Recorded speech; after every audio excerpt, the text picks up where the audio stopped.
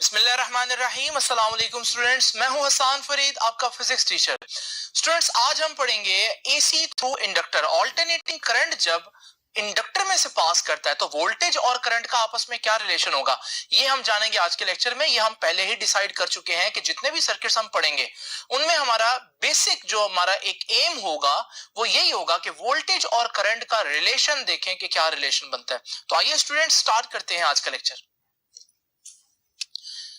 Students, सबसे पहले तो हम आज का लेक्चर एक नजर बुक में अगर देखें तो आप लोगों को पता चलेगा कि वहां पर किसी किस्म की कोई हेडिंग मौजूद नहीं है, जिसकी वजह से बच्चों को ये लॉन्ग क्वेश्चन अटेम्प्ट करते हुए थोड़ा सा मसला होता है। तो मैंने आप लोगों के सामने पहले ही हेडिंग्स लिख दी हैं।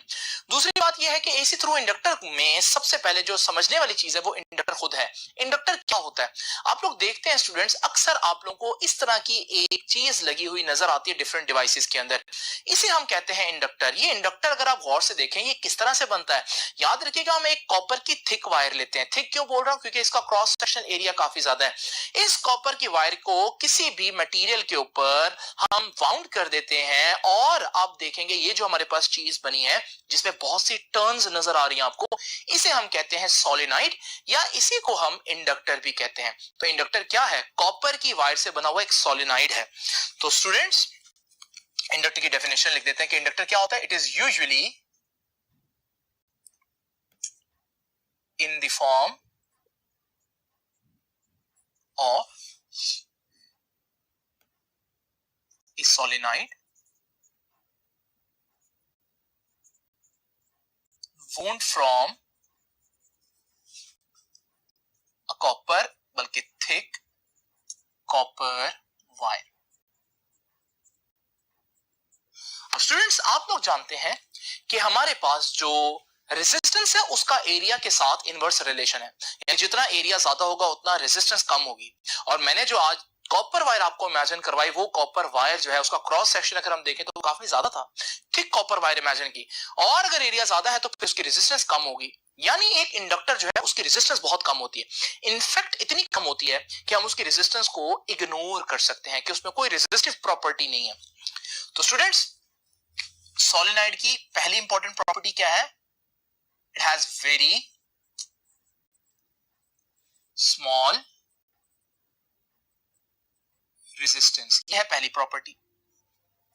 दूसरी प्रॉपर्टी क्या है, ये है तो आर्टिकल बेसिकली चैप्टर नंबर 15 से रिलेटेड, लेकिन वहां आप लोगों को बताया था कि हमारे पास अगर एक कॉइल में टर्न्स कम हो तो आप कहेंगे कि उसकी सेल्फ इंडक्टेंस कम होती है, और अगर किसी कॉइल के अंदर टर्न्स ज्यादा हो, करीब करीब हो, तो फिर हम कहेंगे इसकी जो सेल्फ इंडक्टेंस है वो बहुत ज्यादा होगी। और हम लोगों ने जो सोलेनॉइड इमेजिन किया उसमें बहुत सी टर्न्स थी, तो इसका मतलब हम जो इंडक्टर लेंगे उसकी इंडक्टेंस बहुत ज्यादा होगी।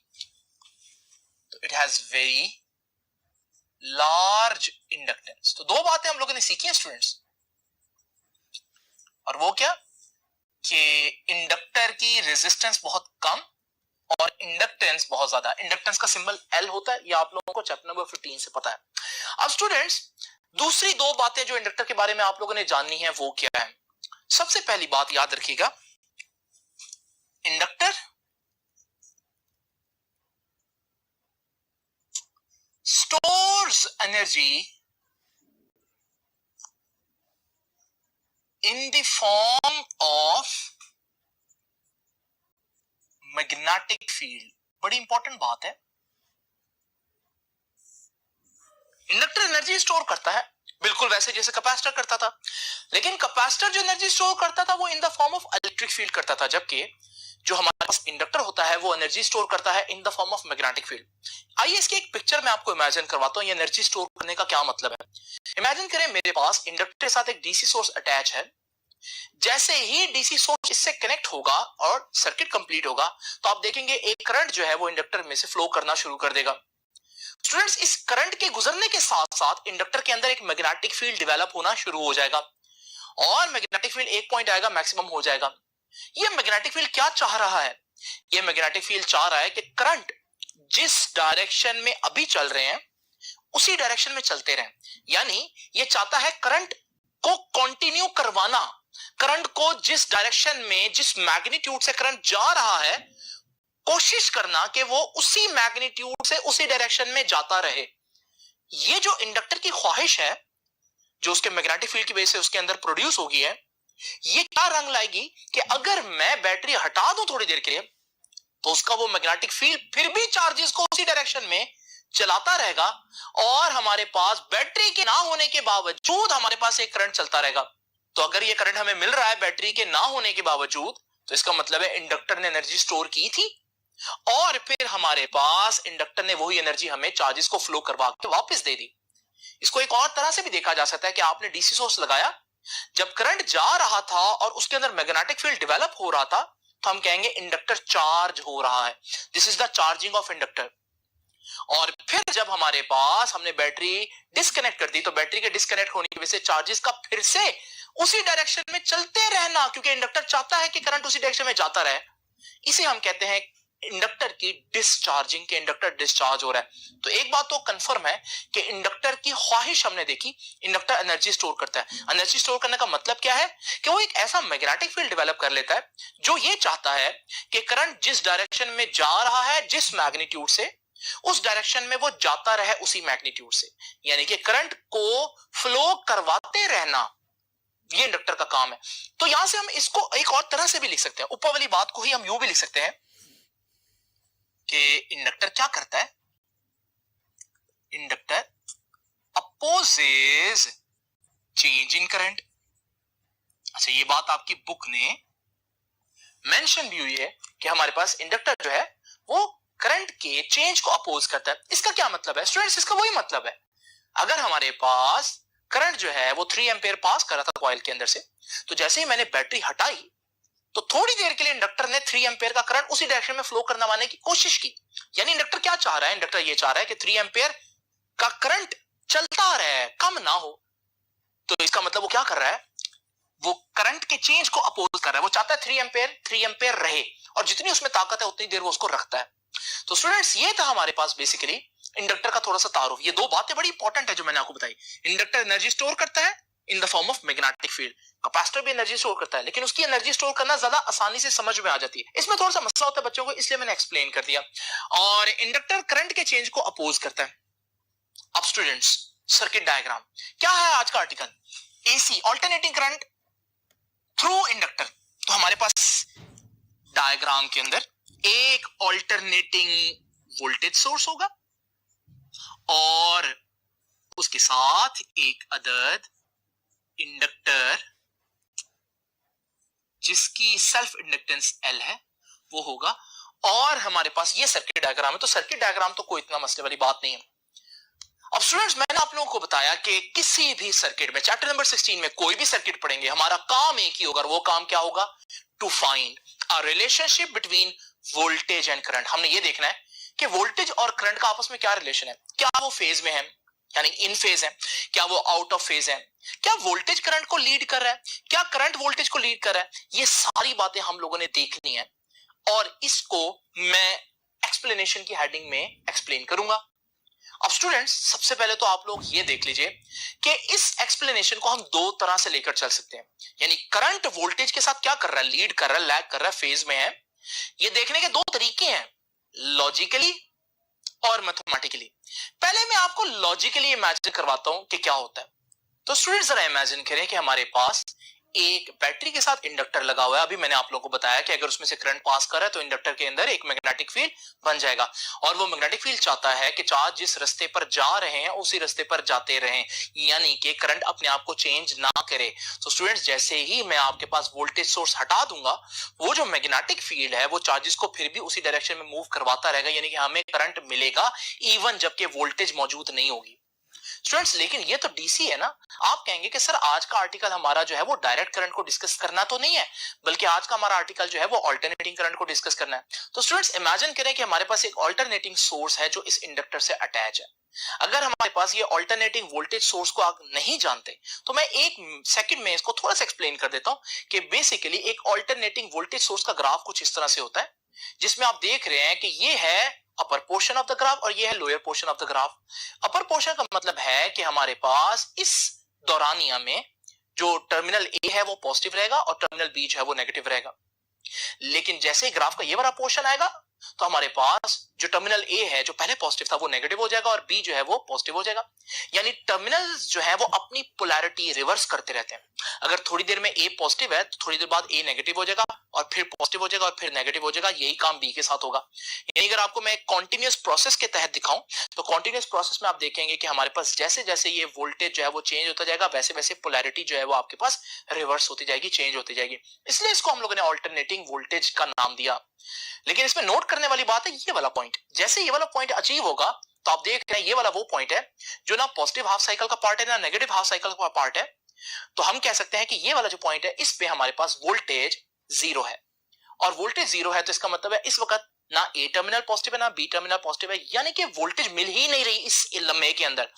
तो हम कह सकते हैं कि इस लम्हे आप यूं समझ लो जैसे एसी सोर्स लगा ही नहीं हुआ। तो स्टूडेंट्स याद रखिएगा ये सारी कहानी आप लोगों को पता होनी चाहिए। वैसे ये मैंने एक्सप्लेन की है पहले, लेकिन सम टाइम बच्चे डायरेक्ट इस लेक्चर पर आते हैं इसलिए मैंने थोड़ा सा बता दिया।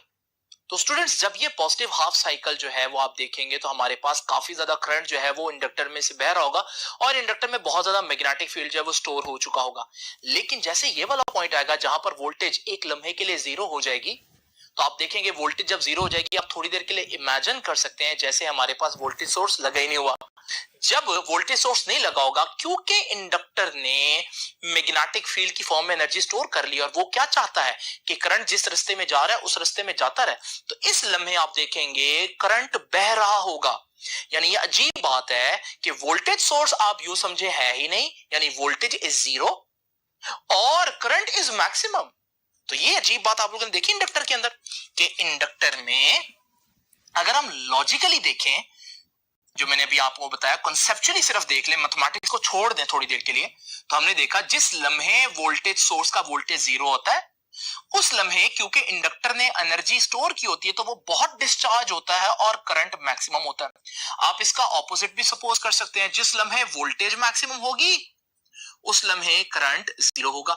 तो यहां से हम लोगों को एक बात तो पता चल रही है कि इंडक्टर के अंदर रेजिस्टर जैसी सिंपल बातें नहीं है। रेजिस्टर के अंदर क्या होता था, जितना वोल्टेज बढ़ता है उतना करंट बढ़ता है। जब वोल्टेज जीरो करंट भी जीरो, जब वोल्टेज मैक्सिमम करंट भी मैक्सिमम। लेकिन इंडक्टर के केस में अभी तक मुझे इतना जरूर पता चल गया कि वोल्टेज और करंट का रिलेशन सिंपल नहीं है बल्कि बड़ा कॉम्प्लेक्स सा रिलेशन है। जिस लम्हे वोल्टेज जीरो होती है करंट उस लम्हे मैक्सिमम हो चुका होता है। इसी तरह से उल्ट कह सकते हैं, जिस वक्त वोल्टेज मैक्सिमम होगी करंट उस लम्हे जीरो हो चुका होगा। लेकिन क्या ये जो बात मैंने आपको दिखाई है कॉन्सेप्चुअली समझाई है, क्या मैथमेटिक्स भी इसको सेकंड कर रही है? यानी क्या मैथमेटिक्स भी इसके साथ साथ चल रही है? क्या वो भी यही बात कर रही है? ये अब हम स्टूडेंट्स देखेंगे इसकी एक्सप्लेनेशन के अंदर। जरा इमेजिन करें, क्योंकि इंडक्टर पढ़ रहे हैं तो इंडक्टर की इक्वेशन मैंने आप लोगों को बताई थी और इंडक्टर की इक्वेशन है सेल्फ इंड्यूस्ड ईएमएफ बराबर होती है L del I over del T. ये इक्वेशन क्या है, इसका क्या मतलब है, ये तो चैप्टर नंबर 15 में आप लोगों को पढ़ना चाहिए। और इसको मैंने थोड़ा सा एक्सप्लेन कर दिया था जब मैंने बेसिक सर्किट एलिमेंट्स का आर्टिकल जो है वो डिस्कस किया। अब स्टूडेंट्स याद रखिएगा ये वो ईएमएफ है जो सेल्फ इंड्यूस्ड ईएमएफ या बैक ईएमएफ इंडक्टर प्रोड्यूस कर रहा है। याद रखिएगा कि अगर इसकी रेजिस्टेंस नहीं है, नेग्लिजिबल है, और वो तो है ही नेग्लिजिबल, तो जितनी ईएमएफ इसकी होगी उतनी ही वोल्टेज इसकी होगी। यानी voltage source self induced EMF के बराबर वोल्टेज देगा। कब? If resistance is negligible. और क्या आज इंडक्टर की रेजिस्टेंस नेग्लिजिबल है? बिल्कुल है, क्योंकि मैंने थिक कॉपर वायर ली थी। बहुत मोटी कॉपर वायर की रेजिस्टेंस बहुत कम होती है तो वो नेग्लिजिबल हो जाएगी। तो इसका मतलब इस इक्वेशन में मैं फिर V इज इक्वल टू, क्योंकि ईएमएफ है तो ईएमएफ का फॉर्मूला क्या है, L del I over del T। अब स्टूडेंट्स इस इक्वेशन को जरा गौर से देखें। इस इक्वेशन में सेल्फ इंडक्टेंस एक कांस्टेंट है। स्टूडेंट्स अगर मैं कांस्टेंट हटा दूं तो हमारे पास रह जाएगा V, और अब इक्वालिटी का साइन तो नहीं आ सकता, अब आएगा प्रोपोर्शनैलिटी का साइन, और साथ आगे क्या रहेगा, del I over del T। तो स्टूडेंट्स ये है वो इक्वेशन जिस पर हम सारी मैथमेटिक्स करेंगे। अब स्टूडेंट्स जरा तवज्जो से देखिए कि ये इक्वेशन क्या कह रही है। एक आम बंदे के लिए इक्वेशन क्या कह रही है कि voltage is directly proportional to rate of change of current. लेकिन हम इसको मैथमेटिक्स में यूं कहते हैं कि यहां से हमें क्या सीखने को मिला, that voltage is proportional to slope of current। बड़ी ही इंपॉर्टेंट बात है, इसकी ज्यादा डेप्थ मैंने लास्ट लेक्चर में दी थी। आज हम लेक्चर को उतना ज्यादा तवील नहीं करेंगे, तो बस इतनी बात याद रखिएगा कि voltage is proportional to slope of current. Voltage का ताल्लुक स्लोप ऑफ करंट से है। ये क्या है, del I over del T. क्या है ये स्लोप ऑफ करंट है। तो अगर मेरे पास किसी तरह से करंट की स्लोप आ जाए तो जो करंट की स्लोप होगी वही वोल्टेज होगी। लेकिन उसके लिए तो पहले मेरे पास करंट का ग्राफ हो ना, करंट का ग्राफ होगा तो मैं उसकी स्लोप निकालूंगा। तो स्टूडेंट्स, करंट आपको मालूम है ऑल्टरनेटिंग वोल्टेज कौन सा करंट प्रोड्यूस करती है, ऑल्टरनेटिंग करंट प्रोड्यूस करती है। तो मैं यहां पर आपके सामने पहले ही ऑल्टरनेटिंग करंट जो है वो बना देता हूं। तो ये जो रेड में मैंने ग्राफ बनाया आपके सामने, ये किसको शो कर रहा है, ये करंट को शो कर रहा है। मैं इसको point O A B C D E F नाम दे देता हूं। अब स्टूडेंट्स, करंट का ग्राफ मेरे पास आ गया, क्योंकि मुझे मालूम है करंट कैसा होगा, करंट तो साइनोसॉइडल होगा, ऑल्टरनेटिंग करंट होगा। अब वोल्टेज मैंने निकालना है, क्योंकि आज का काम क्या है, किसी भी सर्किट को एनालाइज करने में हम लोगों ने क्या करना होता है, वोल्टेज और करंट का रिलेशन फाइंड आउट करना होता है। तो वोल्टेज और करंट का रिलेशन तो तब फाइंड आउट होगा जब वोल्टेज भी होगा और करंट भी होगा। करंट तो है लेकिन वोल्टेज नहीं है अभी मेरे पास। तो वोल्टेज कैसे निकालूंगा, वोल्टेज करंट की स्लोप के बराबर आ सकता है।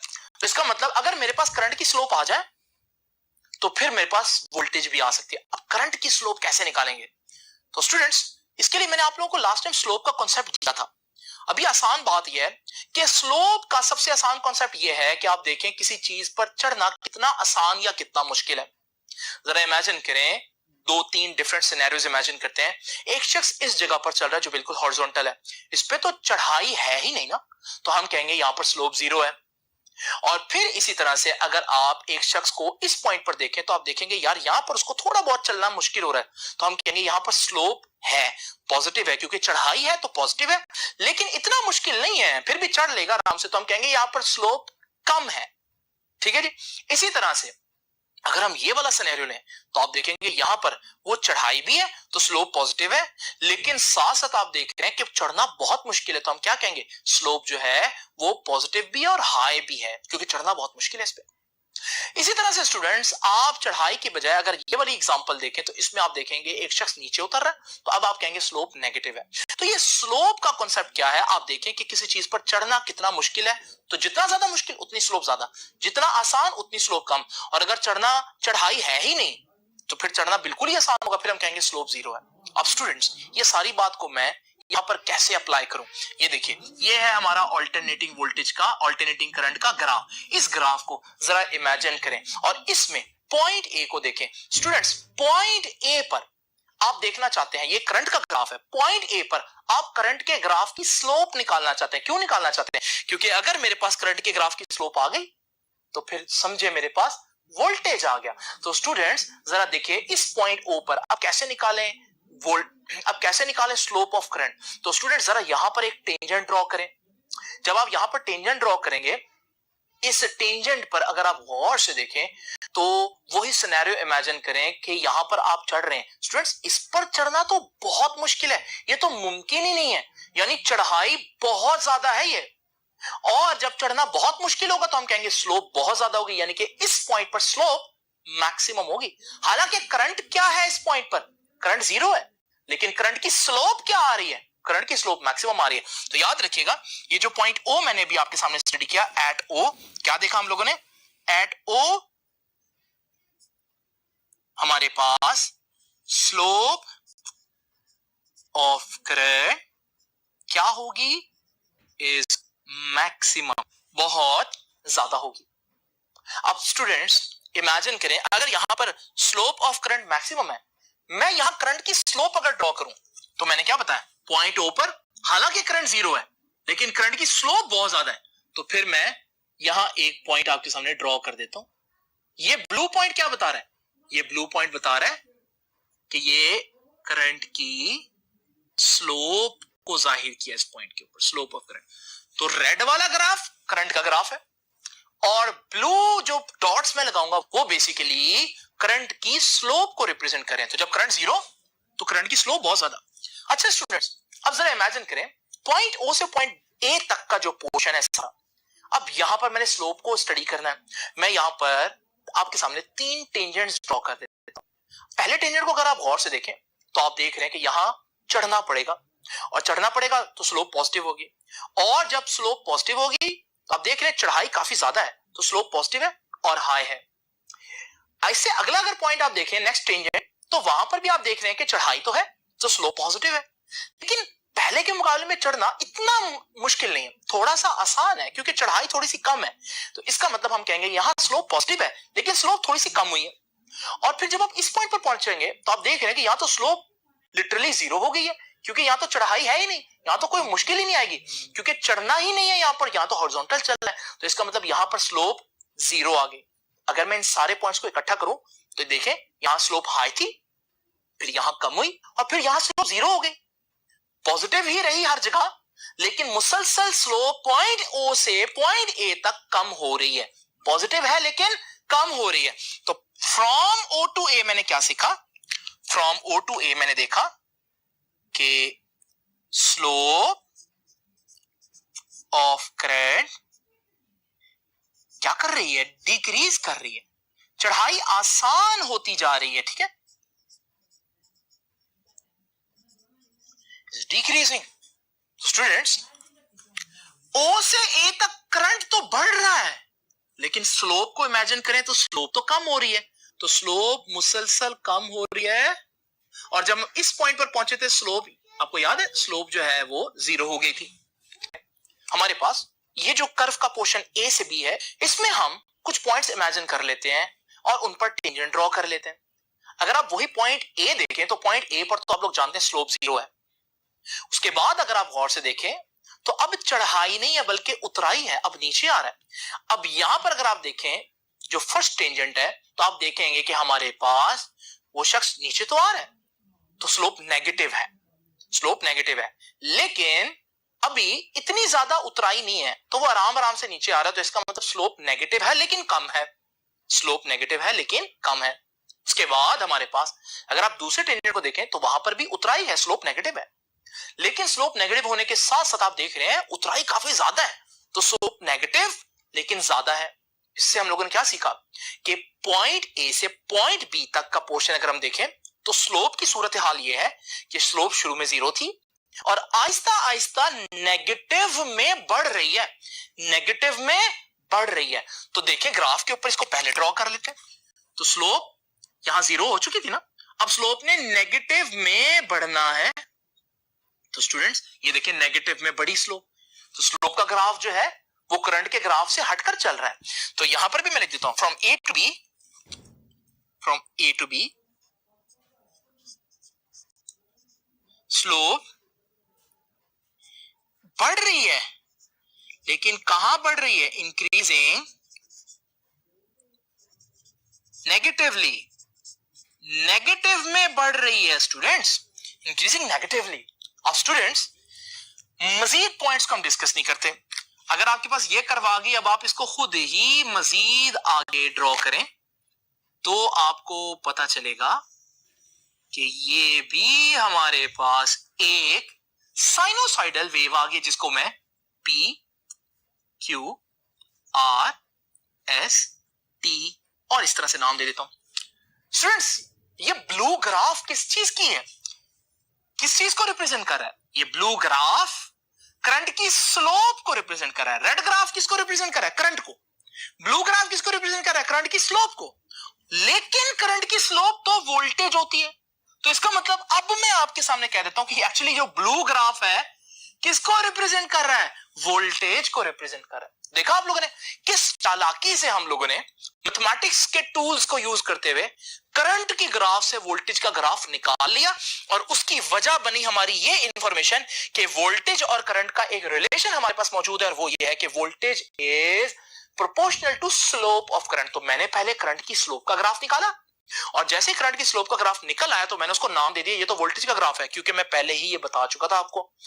अब इस ग्राफ में अच्छी बात क्या है कि ये ग्राफ मेरे पास करंट भी रखता है और वोल्टेज भी रखता है। और किसी भी सर्किट को स्टडी करने के लिए हमारा एम क्या होता है, हमारा मकसद क्या होता है? वोल्टेज और करंट का रिलेशन अंडरस्टैंड करना। तो वोल्टेज भी है करंट भी है तो रिलेशन अंडरस्टैंड कर लेते हैं। तो जरा इमेजिन करें, यही ग्राफ जो मैंने अभी आप लोगों के सामने बनाया, इसको इमेजिन करें तो अगर आप गौर से देखें इस पॉइंट पर करंट जीरो है स्टूडेंट्स।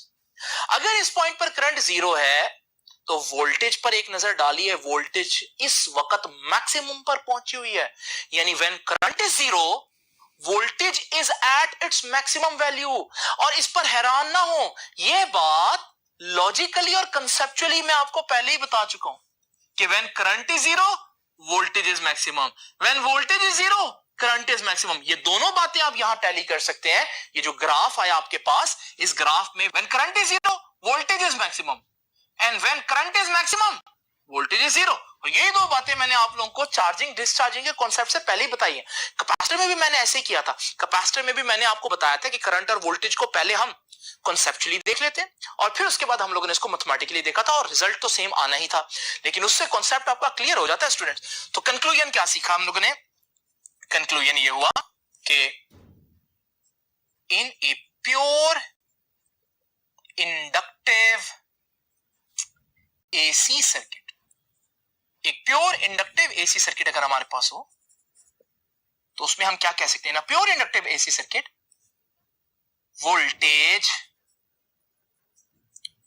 लीड्स, आगे चल रहा है ना, क्योंकि करंट जीरो तो वोल्टेज मैक्सिमम पर है तो वोल्टेज आगे चल रहा है, तो वोल्टेज लीड्स करंट। और अगर हम ये कह दें वोल्टेज करंट को लीड कर रहा है तो हम ये भी कह सकते हैं और करंट पीछे चल रहा है, यानी कि करंट लैग्स बिहाइंड वोल्टेज। लेकिन कितना आगे कितना पीछे? देखें ये जीरो पर है करंट, करंट जीरो पर कब होगा? जब थीटा जीरो। और वोल्टेज मैक्सिमम पर है, मैक्सिमम का मतलब क्या होता है? थीटा 90 हो, क्योंकि साइन 90 कितना होता है? साइन 90 1 होता है, जो कि मैक्सिमम वैल्यू है। करंट जीरो पर है तो हम थीटा जीरो क्यों बोल रहे हैं? क्योंकि साइन जीरो क्या होता है? साइन जीरो जीरो होता है, जीरो का मतलब मिनिमम। तो इसका मतलब जब करंट मिनिमम है वोल्टेज मैक्सिमम है तो हम कहेंगे कितना आगे चल रहा है? जब इसका फेज 0 डिग्री था तो इसका फेज 90 डिग्री है, यानी डिफरेंस कितना हुआ? 90 डिग्री का। तो lags behind voltage by 90 degree, और 90 डिग्री को हम रेडियंस में पाई बाय 2 रेडियन कहते हैं, ये आप सबको पता ही है। अब स्टूडेंट्स ये बात कि ये वोल्टेज करंट को लीड कर रहा है मैंने ग्राफ के जरिए बनाकर दिखाई, नजर आ रहा है करंट जीरो वोल्टेज मैक्सिमम, तो वोल्टेज करंट को लीड कर रहा है। मैंने अल्फाजों में भी बयान कर दिया, लिखकर बता दिया कि अगर आपने बताना हो कि वोल्टेज लीड कर रहा है करंट को तो ऐसे, लेकिन अगर आपने वेक्टर्स की फॉर्म में रिप्रेजेंट करना है तो फिर आप कैसे बताएंगे? यही इंफॉर्मेशन जो मैंने ग्राफ से बताई और मैंने कंक्लूजन में बताई, और फिर आप चाहते हैं कि उसको वेक्टर की फॉर्म में बताएं, तो उसके लिए क्या तरीकेकार है? ये है हमारे पास रेड वाला ग्राफ करंट का। इस पॉइंट पर करंट जीरो है, जिस पॉइंट पर करंट जीरो हो तो हम उसका जो वेक्टर है वो हॉरिजॉन्टल ड्रॉ करेंगे। ये चीजें हम पहले डिस्कस करके आए हैं। लेकिन जिस पॉइंट पर करंट जीरो है उस पॉइंट पर वोल्टेज मैक्सिमम पर है, और वोल्टेज मैक्सिमम पर होने का मतलब है कि हम उसमें 90 डिग्री का लीड कर रहे हैं, तो हम अपने वेक्टर को 90 डिग्री काउंटर क्लॉकवाइज ड्रॉ करेंगे। तो ये है हमारे पास वही इंफॉर्मेशन जो ये बता रहा है ग्राफ की फॉर्म में, अल्फाजों में मैं बता रहा हूं, और यहां पर मैं वेक्टर की फॉर्म में बता रहा हूं कि वोल्टेज करंट को 90 डिग्री लीड कर रहा है। तो ये असल में जब हम वोल्टेज और करंट के एरोज बनाते हैं तो अगर वो फेज में वोल्टेज और करंट हो तो हम एरोज पैरेलल बनाते हैं, लेकिन अगर वोल्टेज लीड कर रहा होगा तो मैं उसको काउंटर क्लॉकवाइज रोटेट करूंगा उतने डिग्री जितने डिग्री से वो लीड कर रहा है। यहां 90 से कर रहा है तो मैं उसको 90 डिग्री काउंटर क्लॉकवाइज रोटेट कर दूंगा, और अब ये बन गया voltage leads the current by 90 degree. Students ये तो हमारे पास लेक्चर का फर्स्ट पोर्शन कंप्लीट हो गया, जिसमें आप लोगों ने ये पता लगाया कि वोल्टेज और करंट का आपस में क्या रिलेशन है। कुछ मजीद चीजें हैं जो आप लोगों की बुक ने डिस्कस की हैं। स्टूडेंट्स, इससे पहले कि मैं आपको मजीद चीजें बताने के लिए नेक्स्ट बोर्ड पर जाऊं, आप लोगों ने देखा कि करंट और वोल्टेज का ये जो 90 डिग्री का फेज डिफरेंस है, यहां पर इस तरह से बताया, ग्राफ पर अल्फाजों में इस तरह से बयान किया, वेक्टर की फॉर्म में इस तरह से बताया। लेकिन आप सोच रहे होंगे सर्किट पे फिजिकली ये कैसा दिखेगा, तो याद रखिएगा फिजिकली कुछ इस तरह से दिखेगा। अगर हमारे पास एक वोल्टेज सोर्स और एक इंडक्टर उसके साथ अटैच हो और मैं वोल्टेज मेजर करने के लिए पैरेलल में एक वोल्ट मीटर और करंट मेजर करने के लिए सीरीज में एक एमीटर लगाऊं, तो फिर आप देखेंगे कि हमारे पास करंट और वोल्टेज के मीटर्स पर उनकी जो नीडल्स की मूवमेंट है, अगर वो एनालॉग मीटर्स हैं, और अगर आप इसको किसी भी पॉइंट पर रोकें तो आप देखेंगे जिस लम्हे वोल्ट मीटर पर 0 रीडिंग आ रही है उस लम्हे करंट पर मैक्सिमम आ रही है। और फिर आप इसको चलने दें तो फिर अगर आप कहीं पर और रोकें तो आपको पता चलेगा जिस लम्हे करंट पर 0 आ रहा है उस वक्त वोल्टेज पर मैक्सिमम आ रहा है, यानी कि वोल्टेज करंट को 90 डिग्री लीड कर रहा है। तो स्टूडेंट्स, अब चलते हैं नेक्स्ट बोर्ड पर और देखते हैं मजीद क्या चीजें हैं जो हमें देखनी है। स्टूडेंट्स, जैसे कि आप लोग जानते हैं कि हर सर्किट एलिमेंट, चाहे वो रेजिस्टेंस हो, चाहे वो कैपेसिटर हो, चाहे वो इंडक्टर हो, करंट को कुछ ना कुछ अपोज जरूर करता है। लेकिन हर ऑपोजिशन को रेजिस्टेंस नहीं कह सकते, क्योंकि रेजिस्टेंस क्या है? रेजिस्टेंस वो ऑपोजिशन है जो रेजिस्टर देता है करंट को रोकने के लिए। रेजिस्टर जो ऑपोजिशन देता है, जो मुखालफत करता है, उसको सिर्फ रेजिस्टेंस कहेंगे। अगर मेरे पास एक इंडक्टर हो तो इंडक्टर भी करंट को रोकने की कोशिश करेगा। इंडक्टर करंट को जितना अपोज करेगा उसको मैं रेजिस्टेंस नहीं कहूंगा, उसकी ऑपोजिशन के लिए मेरे पास एक खास नाम है और वो नाम है इंडक्टिव रिएक्टेंस। याद रखिएगा इंडक्टिव रिएक्टेंस की यहीं से हम डेफिनेशन बना सकते हैं, वो क्या है? इट इज द ऑपोजिशन, ये वो रुकावट है जो कौन डालता है? It is the opposition offered by an inductor. किसको ये रुकावट करेगा? ये किसकी मुखालफत करेगा? To flow of AC, alternating current की। दूसरी बात याद रखिएगा, इंडक्टिव रिएक्टेंस का जो सिंबल होता है वो होता है XL। तीसरी बात याद रखिएगा कि इंडक्टिव रिएक्टेंस का यूनिट, भाई इंडक्टिव रिएक्टेंस है क्या? सिंपल कॉन्सेप्ट क्या है? ऑपोजिशन है, रुकावट है जो करंट को देते हैं, और करंट को जो रुकावट देते हैं उसको हम हमेशा ओहम्स में मेजर करते हैं। तो यू लिख लें या यू लिख लें उसका सिंबल। तो याद रखिएगा इंडक्टिव रिएक्टेंस जो है उसका यूनिट ओहम होगा। अब नेक्स्ट चीज, फार्मूला। इंडक्टिव रिएक्टेंस का जो फार्मूला है XL बराबर है, अब XL कैसे निकालेंगे? देखिए ओहम्स लॉ तो आप लोगों ने पढ़ा। ओहम्स लॉ क्या कहता है? V is equal to I R, R is equal to V over I। ये R क्या है? रेजिस्टेंस। लेकिन अगर मैं जनरली बात करूं, ये क्या है? ऑपोजिशन, रुकावट करंट की। करंट को कितनी रुकावट होगी डिपेंड करता है ऊपर क्या चीज आ रही है, वोल्ट्स, नीचे क्या आ रहा है, करंट। अगर मैं किसी भी सर्किट में वोल्टेज और करंट को डिवाइड कर दूं, पोटेंशियल डिफरेंस यानी कि वोल्टेज और करंट को डिवाइड कर दूं, तो मेरे पास उस सर्किट में करंट के लिए जितनी भी मुखालफत है वो आ जाएगी, ऑपोजिशन। तो यहां पर इंडक्टर की ऑपोजिशन ही निकालनी है ना। तो एक तरीका क्या है, इंडक्टर की ऑपोजिशन कैसे निकाली जा सकती है? उस सर्किट में जितनी वोल्टेज होगी और जितना करंट होगा उसको डिवाइड कर दें। लेकिन ये तो ऑल्टरनेटिंग करंट है ना, जब भी ऑल्टरनेटिंग करंट लेना है तो कौन सी वोल्टेज लेंगे हम? RMS voltage. और कौन सा करंट लेंगे हम?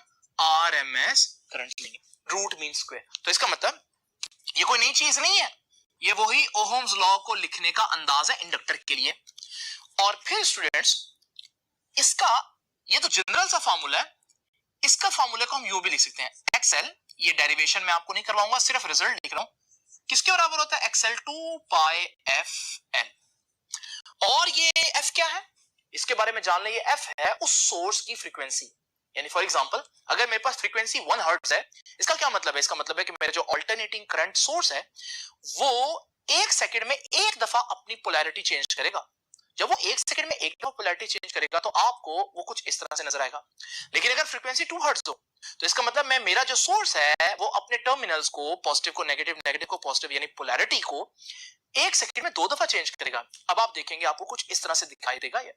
और अगर फ्रीक्वेंसी जो है वो 3 हर्ट्ज है तो अब आप देखेंगे कि वो 1 सेकंड में 3 दफा स्विच करेगा टर्मिनल्स को, पॉजिटिव को नेगेटिव, नेगेटिव को पॉजिटिव करेगा। और आमतौर पर हमारे घरों में जो फ्रीक्वेंसी होती है वो 50 हर्ट्ज होती है या 60 हर्ट्ज होती है। तो अगर 50 हर्ट्ज की फ्रीक्वेंसी हो तो आप देखिए आपको पता भी नहीं चलेगा, इतनी तेजी से चेंज हो रहे होंगे टर्मिनल्स की पोलैरिटी। अब स्टूडेंट्स, ये फ्रीक्वेंसी को तो आप लोगों ने समझ लिया। यहां से इंपॉर्टेंट बात क्या निकल रही है, और वो ये बात है कि जो ऑपोजिशन है करंट को, वो डिपेंड कर रही है किस पर। थोड़ी देर के लिए 2 पाई और एल कांस्टेंट साइन को हटा दे तो फ्रीक्वेंसी रह जाएगी। तो इसका मतलब यह है कि जितनी फ्रीक्वेंसी ज्यादा होगी सोर्स की, उतनी ऑपोजिशन ज्यादा होगी। और जब ऑपोजिशन ज्यादा होगी तो ऑपोजिशन किसको है, करंट को अपोज कर रहे हैं, तो करंट उतना कम हो जाएगा। आइए इसको एक आम एक्सपेरिमेंट से समझते हैं। इमेजिन करें मेरे पास एक एसी सर्किट है जिसके साथ एक इंडक्टर लगा हुआ है, लेकिन एक बल्ब भी लगा हुआ है। इस एसी की इस वक्त जो फ्रीक्वेंसी है वो 5 हर्ट्ज है। तो आप देख रहे हैं बल्ब जो है वो फुल ब्राइटनेस पर ग्लो कर रहा है। उसमें से एक खास अमाउंट ऑफ करंट पास कर रहा है, सपोज करें 3 एम्पीयर करंट पास कर रहा है। स्टूडेंट्स, हमने क्या देखा कि जब हम इस एसी सोर्स की बजाय एक एसी सोर्स लगा दे जिसकी फ्रीक्वेंसी जो है वो सपोज करें 10 हर्ट्ज है, यानी ज्यादा फ्रीक्वेंसी है, डबल कर दी हमने फ्रीक्वेंसी, तो हमने देखा कि करंट अब हमारे पास सिर्फ 1.5 एम्पीयर पास करना शुरू हो गया और जो बल्ब है उसका ग्लो कम हो गया। इसका मतलब यह हुआ कि हमारे पास हाई फ्रीक्वेंसी एसी जो है इंडक्टर ने ज्यादा अपोज किया, और जब उसे ज्यादा अपोज किया तो उसका नतीजा ये निकला कि कम करंट सर्किट में फ्लो कर पा रहा है और हमारे पास जो बल्ब है वो फुल ब्राइटनेस से ग्लो नहीं कर पा रहा। इसका मतलब यहां से हमें पता चल रहा है जितनी फ्रीक्वेंसी ज्यादा होगी इंडक्टर उतना ज्यादा अपोज करेगा, और जितनी फ्रीक्वेंसी कम होगी इंडक्टर उतना कम अपोज करेगा। अगर मैं इस फ्रीक्वेंसी को मजीद बढ़ा दूं तो आप देखेंगे जब फ्रीक्वेंसी मजीद बढ़ जाएगी फिर सोर्स की, तो बल्ब का ग्लो और कम हो जाएगा। इसका मतलब अपोजिशन करंट को बहुत ज्यादा देना शुरू कर दी इंडक्टर ने। अच्छा, इसके ऑपोजिट अगर मैं फ्रीक्वेंसी कम करूं तो आप देखेंगे करंट बढ़ जाएगा क्योंकि ऑपोजिशन कम हो जाएगी। इमेजिन करें अगर मैं यहां डीसी लगा दूं तो डीसी का क्या होता है, डीसी का पॉजिटिव टर्मिनल हमेशा पॉजिटिव रहता है, नेगेटिव हमेशा नेगेटिव रहता है, यानी ये तो पोलैरिटी चेंज करेगा ही नहीं।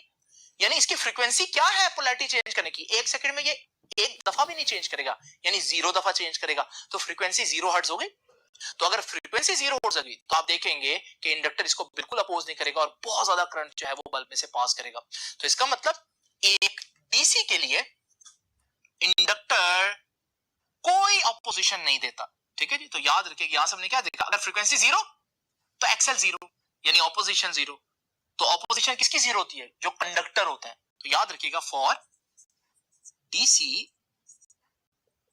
Inductor becomes conductor, full conductor बन जाएगा। और याद रखिएगा इंडक्टर अपोजेस, रुकावट डालेगा किसको, अपोजेस हाई फ्रीक्वेंसी एसी। जितना ज्यादा फ्रीक्वेंसी वाला एसी होगा उतना उसको ज्यादा अपोज करेगा, जितना कम होगा उतना कम अपोज करेगा। और अगर फ्रीक्वेंसी 0 है जैसे डीसी की होती है फिर अपोज ही नहीं करेगा, और क्या बन जाएगा, कंडक्टर। कंडक्टर कौन होता है, जो अपोज नहीं करता, करंट को जाने देता है। अब स्टूडेंट्स, आखिरी बात है पावर डिसिपेशन। पावर डिसिपेशन समझने के लिए जो मैंने ग्राफ आप लोगों के सामने पहले ड्रॉ किया है, जिसमें हमारे पास करंट का ग्राफ कुछ इस तरह से और वोल्टेज का ग्राफ 90 डिग्री लीड करने की वजह से कुछ इस तरह से है। इस ग्राफ के स्टूडेंट्स आइए 4 हिस्से कर देते हैं। वही हिस्से मैंने आपके सामने यहां पर भी एक्सप्लेन किया, तो ये 4 हिस्से मैंने आपके सामने किया, वहां पर भी मैंने 4 हिस्से कर दिए।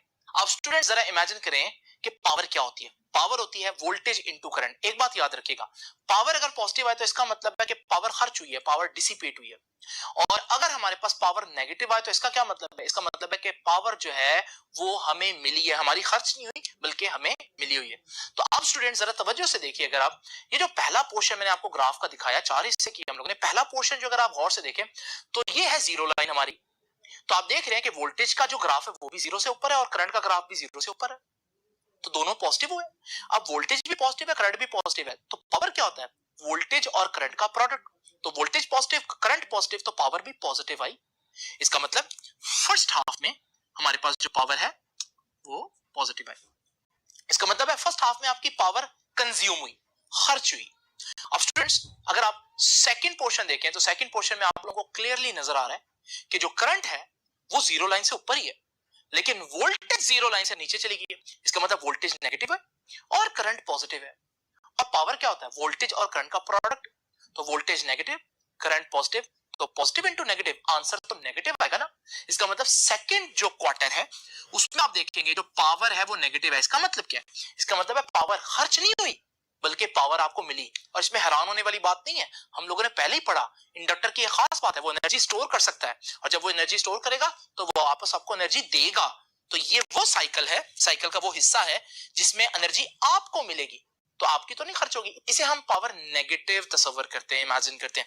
अब स्टूडेंट्स देखते हैं ये जो थर्ड पोर्शन है इसमें क्या होगा। तो अगर आप गौर से देखें थर्ड पोर्शन में ये हमारी जीरो लाइन है। अब मजे की बात है कि वोल्टेज भी नेगेटिव में है क्योंकि नीचे है, करंट भी नेगेटिव में है क्योंकि नीचे है। पावर वोल्टेज और करंट का प्रोडक्ट है, वोल्टेज नेगेटिव करंट नेगेटिव, लेकिन नेगेटिव नेगेटिव पॉजिटिव, तो पावर पॉजिटिव ही आई। तो थर्ड क्वार्टर के अंदर पावर पॉजिटिव है।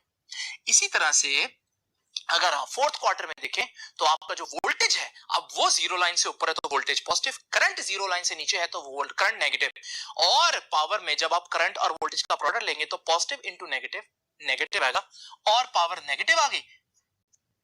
नतीजा क्या निकला? नतीजा ये निकला कि फर्स्ट क्वार्टर में आपकी पावर कंज्यूम हुई, सेकंड में आपको पावर मिल गई, थर्ड में आपकी पावर कंज्यूम हुई, फोर्थ में आपको पावर मिल गई।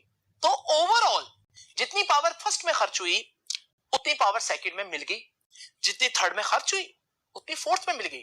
तो इसका मतलब हमारी जो पावर कंजम्पशन है पूरे साइकिल की अगर हम देखें नेट पावर, तो याद रखिएगा नो डिसिपेशन।